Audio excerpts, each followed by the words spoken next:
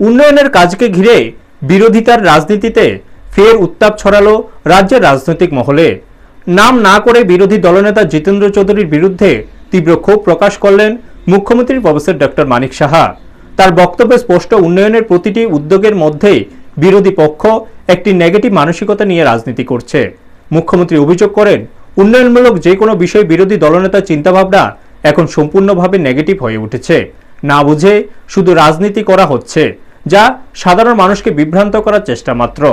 তিনি বলেন, সবকিছুর মধ্যে বিরোধিতা খোঁজা এখন স্বভাব হয়ে দাঁড়িয়েছে, কিন্তু নিয়মকানুন না বুঝে রাজনীতি করলে মানুষই শেষ পর্যন্ত তার জবাব দেবে। সাবরুম ফায়ার সার্ভিস স্টেশন নির্মাণ প্রসঙ্গে মুখ্যমন্ত্রী স্পষ্টভাবে ব্যাখ্যা করেন, এই ধরনের গুরুত্বপূর্ণ পরিকাঠামো গড়ে তুলতে নির্দিষ্ট স্ট্যান্ডিং কমিটির অনুমোদন প্রয়োজন। কোথায় ফায়ার সার্ভিস স্টেশন হবে তা মুখ্যমন্ত্রী বা কোনো একজন ব্যক্তি এককভাবে ঠিক করেন না। সংশ্লিষ্ট স্ট্যান্ডিং কমিটির সদস্যরাই সমস্ত দিক বিচার বিবেচনা করে স্থান নির্ধারণ করেন। তিনি আরও বলেন, সবসময় বাজার বা শহরের মধ্যে ফায়ার সার্ভিস স্টেশন থাকতে হবে এমন কোনো নিয়ম নেই। অনেক সময় ঘনবসতিপূর্ণ এলাকা বা বাজার থেকে ফায়ার সার্ভিসের গাড়ি দ্রুত বের করার সমস্যার কারণ হয়ে দাঁড়ায়।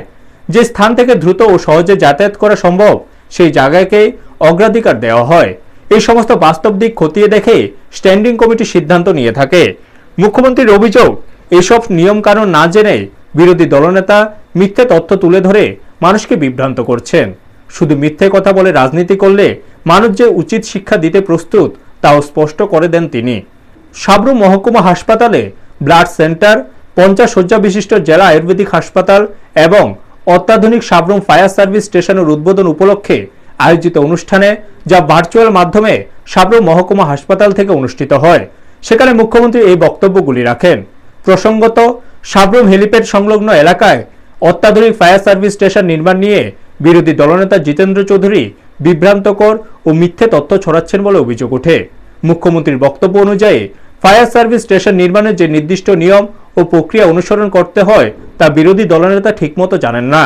অথচ সেই বিষয়ে বিরোধী দলনেতা রাজনৈতিক বক্তব্য রেখে মানুষের মধ্যে বিভ্রান্ত তৈরি করে পরবর্তী সময়ে বিরোধী দলনেতার সেই বক্তব্যগুলি মিথ্যে পরিণত হচ্ছে। ব্যুরো রিপোর্ট, নিউজ তৎকাল 24। অনেক কথাবার্তা হয়েছে, বিরোধী দলনেতার একটু আপত্তি ছিল, কিন্তু সেগুলো অনেক চিন্তা ভাবনা করে তারপরেই সেটা কিন্তু করা হয়েছে। আজকে যেখানে মনে হচ্ছে এটা আইসোলেটেড, কিন্তু আগামী দিন কিন্তু সেটা আইসোলেটেড থাকবে না, অনেকটা ইজি হবে। এবং তার যে স্ট্যান্ডিং কমিটি আছে, কোথায় মানে এই ধরনের ফায়ার ব্রিগেড স্টেশন করা যায়, এটা মুখ্যমন্ত্রী ইচ্ছে করলে করতে পারেন না। ওরা যারা স্ট্যান্ডিং কমিটির মেম্বার তারা চিন্তা ভাবনা করে তারপর সেটা করে, সবসময় এক জায়গায় থাকবে সেটাও না।